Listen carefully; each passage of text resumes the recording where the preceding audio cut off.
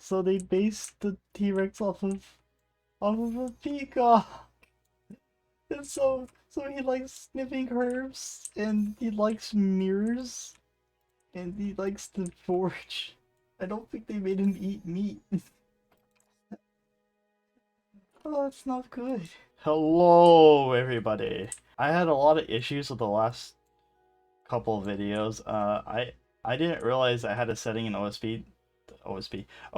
that I had to change. So the video should be higher quality now. The last one was like 380, and I couldn't fix it, so I just had to upload it. I'm very sorry. Please forgive me, YouTube. Please forgive me. Oh wow, that's a lot of texture in the glass. Why is it so broken looking? We built the Spinosaurus pin last time. Here they are. They're over here playing with the rubber duckies as they do, just like in the wild. And then we got our velociraptors over here, doing velociraptor things. And over here we have our glitchy brontosauruses with our wild sturgeon walking on that. Yeah, don't ask the sturgeon. Just ignore the sturgeon. Just pretend they're in the water at all times and it's fine. Like sturgeon should be. Shouldn't they be, Gerald? What's her name? Marilena. Her name's Marilena. Her mouths are terrifying. I don't like it. I'm running out of land because I built gigantic areas. I need to build some smaller pins. How about we do that? How about we just lay down a bunch of small pins? Okay, so I laid down a basic design for a zoo. I know it needs decoration and stuff, but yeah, so I had these little ones blueprinted already, so I just slapped them down in a huge pattern.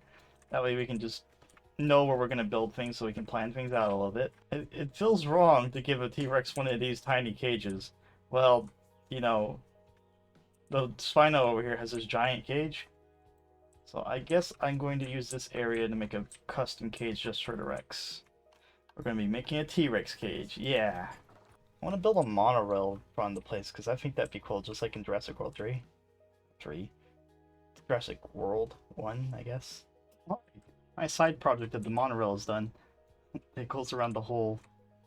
Oh god, the frame rate drops though. It goes around the whole zoo. I should probably save. Alright, so we meet a T-Rex. I do want the best T-Rex I can get. Right now, there's only like kind of mediocre ones. I'd like a gold sander one. So I'm just gonna buy them until I get what I want. Oh, there we go. We got a gold. It's a girl named Amelia.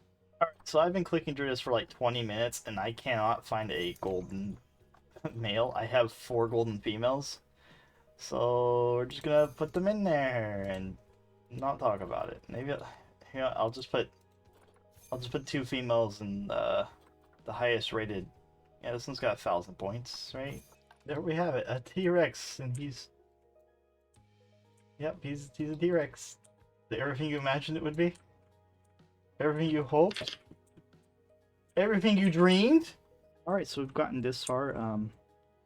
Yeah, I did some sculpting, as you can see. It took me literally ages. We gotta stop building pins this big. This is so hard to do.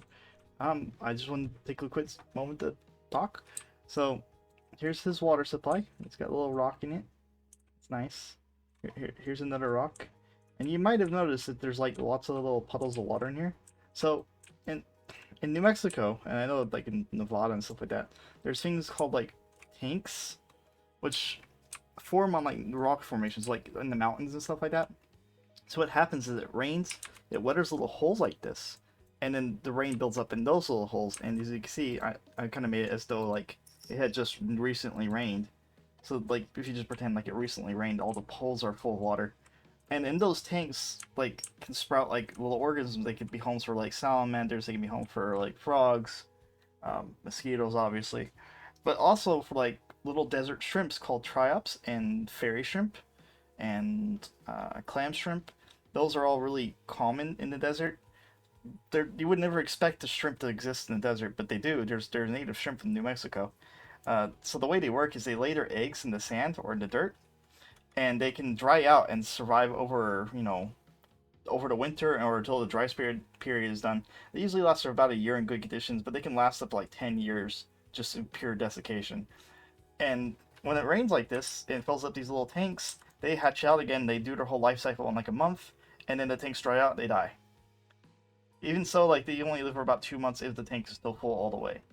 So Pretty interesting. I recommend looking at them. They're like literally my favorite animal. I love them so much. They make me so happy. So I want to put a little nod to like New Mexico and the whole triops thing. I do raise triops still. I really love them. Yeah. Oh, also, I wanted to add the mountainous biome in here because if you ever play Zoo Tycoon 2, that's what the T-Rex likes in that game. He likes a lot of mountains. Um, in this game, they don't have like a mountainous up and down like meter. You just kind of do what you want. So I decided like based off Zoo Tycoon logic, I would just make them big, make big mountains. Yeah. So I'm just gonna pretend like this is a ephemeral pool. So an ephemeral pool is just kind of like the tank ones, except it just forms in like a divot in the ground. Um, yeah, that's what they're called. Just vernal pool or ephemeral pool, and it just means seasonal or temporary. Trout can also be found across the entire world. Like they don't just exist here; they exist in like every continent except for Antarctica. Actually, it's very likely you probably had triops near you in some way or form, or you had their cousin species, which is Lepidurus. Anyways, this game isn't about this. Well, it kind of is, because the tribes have been around for like 300 million years and just haven't really changed much. They're pretty neat. They're survivalists. They don't care. So yeah, it has the honor of being next to the T-Rex pin. It deserves. Let's. Oh no. What am I witnessing? So I was gonna make this a desert area and just put sand down, but like, it's the rainy season because there's ponds in here. There's little ephemeral pools. So I figured, why do that? Why don't I just make it look like in the desert when it rains? Like when it rains in the desert, everything just turns green. It's so pretty. Like all the greenery comes back. So I'm gonna put down desert plants, and this is gonna be New Mexico. There's gonna be T-Rexes in New Mexico. I don't know if there are any T-Rexes in New Mexico. I'll let you know. Okay, so I'm pretty spot on actually. There has been T-Rexes found in New Mexico, but like only bits and pieces. So they actually found a T-Rex jaw really close to the area I mimicked this off of. So there definitely could have been T-Rexes around the area. I don't know if this actual formation would have existed at that time, but T-Rexes were near the area at their time. So because I knew New Mexico really well, I know what plants and stuff live there and how it usually looks. So I'm gonna try to build it based off memory. I don't know how well this is gonna go. These are really common, but they're not super common. Like, you had to kind of like go more to the left of New Mexico to find these, but they do grow everywhere. And I actually used to make I used to collect the fruits off these, and I would make little jars of syrup, and I would put it in my tea and drink it. It was really good. So the way I don't know if anybody cares, but the way you get these little, here, let me put them down. The way you get these little fruit sauce, if you go out to find a big batch of them, make sure you find the biggest, plumpest ones you can, and you take some tongs and you just clip them off into a bucket. You fill up the whole bucket. You take that bucket home, you put all that into a tote. You fill the tote with ice, and you mix it with a stick for about an hour, and all that stick will knock off all those little tiny forms. So the tiny forms are called glockids, and the big ones are just called spines. So the glockids will come off in that, and you just rinse it off a couple times, and they're perfectly safe to touch after that. Only issue you will have is that sometimes the spines will sometimes insert themselves into the fruits. So you got to be really careful about that. It happens if they have a really big patch of cactus. They'll touch the fruits and it'll go inside of it, and it's not that great. But I took them and I just squeezed them by hand really gently and slowly to make sure I didn't stab myself. Stabbed myself a few times, but it's not as bad as the glockids. The glockids are the part that hurt. The spines are just kind of annoying.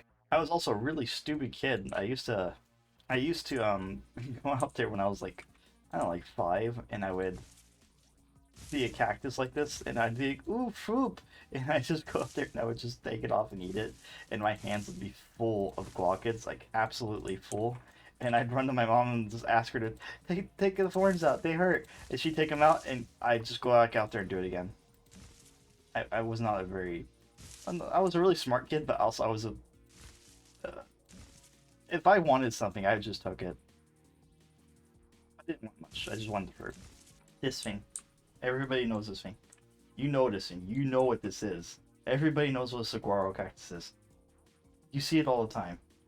They don't grow in New Mexico. They do not.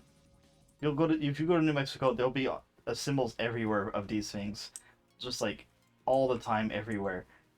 They don't grow there. They grow in Arizona. New Mexico has no saguaro cactuses. If it does, they're in the very far left, like barely even in New Mexico. If you're doing a New Mexico scene, these don't exist there. These are only near Arizona. Put down a few barrel cactuses. I really like those. They're, like I said, they're not too common. You'll see them like every like once in a while, and maybe like a little group, and like mostly on their own. You'll very rarely find them in groups like that. You'll usually find them just by themselves. Yuccas. Yuccas are the state flower of New Mexico. They're everywhere on the left-hand side and some in the west side too. They're so abundant. I've actually been making a bunch of it into cordage, so I can do stuff. I collected a whole bunch of it, I processed it. Took me forever, and then I've started spinning it and twining it together. I'm gonna make a bag out of it. If you want to see that, let me know. Yeah, it's gonna take me 3 million years. I was hoping to maybe get a spinning machine. These are also super green. They're not usually ever this green. I don't know why in New Mexico this happens a lot. Like where there'll be like large patches of green, and then there will be like nothing between them, like this, and then there'll be a large patch of green and just nothing between them. It's really weird. One of the worst things ever in New Mexico is if you're walking along, sometimes these little pads die and they shrivel up and turn brown and they'll fall on the ground. Pretty normal plant stuff. But they blend in with the area around them. And so you'll go to step on the ground, you'll step on it, and some of those thorns can be so long they can pierce through an inch thick sole and straight into your foot. It hurts so much. I've done that quite a few times. And also mesquite bushes, like those things do not mess around. You do not walk around in the desert. Just don't do it. You will be in pain. You will be very sad. You will not have a good time. These are kind of awful stalagmites and stalactites. They look really bad. I don't like them. So New Mexico actually has a gigantic cave in it. It's Carlsbad Caverns. It's over there in Carlsbad, just like right off the way of Roswell. And it's just a gigantic, beautiful cave. If you ever go there, if you ever visit New Mexico, definitely go to that place and take a flashlight. Just take a flashlight with you and just take your time. You'll see everybody else rushing by you. Just don't do that. Just sit there and have fun. Just enjoy. Walk through the whole place. It's a really neat place. Really pretty. It's got lots of geological formations that are in that. Okay, so this took me like an hour. The last talk to you. Oh my gosh, that was a lot of placing. I went a little bit haywire on this, didn't I? I think this is the most insane exhibit I've ever built in this game. Like, this took me so long, and it was such a specific build that I wanted to do, so I didn't just throw down anything. Oh my gosh, this was so difficult. So they based the T-Rex off of a peacock. And so he likes sniffing herbs, and he likes mirrors, and he likes to forage. I don't think they made him eat meat. Oh, that's not good. Oh, look, they brought my other T-Rex back finally. What the? They can really move, can't they?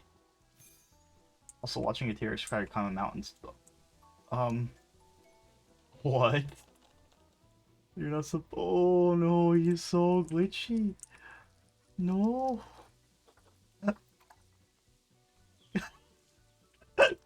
What are you doing? Quit doing that. Why? No, don't just jump around the mountain. I'm so sleepy. It's like 12 o'clock at night. Oh my gosh, look at him go. He's just trying to get over here. That was all he wanted. He just wanted to get over here so he could take a nap. Oh. Oh, now he's dead. He came all the way over here to pick up a single piece of poop. Thank you so much, everyone, for watching. This is a really kind of a slow video. I know, it's kind of slow. Hopefully the quality is better than last time. These T-Rexes are so glitchy, and I love it. I just love them. Look at him. Look how dumb he looks. Okay, maybe he's not a peafowl. I don't know what that sound was. So this is our park so far. We got our spinos over here. Yep, they're looking just fine. We got our sturgeon pond. Could be full sturgeon. Yep, there they are. Our velociraptors, because you always need velociraptors in a Jurassic Park Zoo. And then my favorite pin so far, this pin, because it's so glitchy. It's so chaotic. It just is. I mean, there are fish walking around. What more do you want? There's a sturgeon walking around amongst dinosaurs. The future is wild, guys. The future is wild. Anyways, thank you so much for watching. Our T-Rex pin's done. What you guys want me to build next? We still have lots of dinosaurs. Name a dinosaur that I could possibly have, and I'll build a pin for it. If anybody comments, please let me know. Bye. Love you.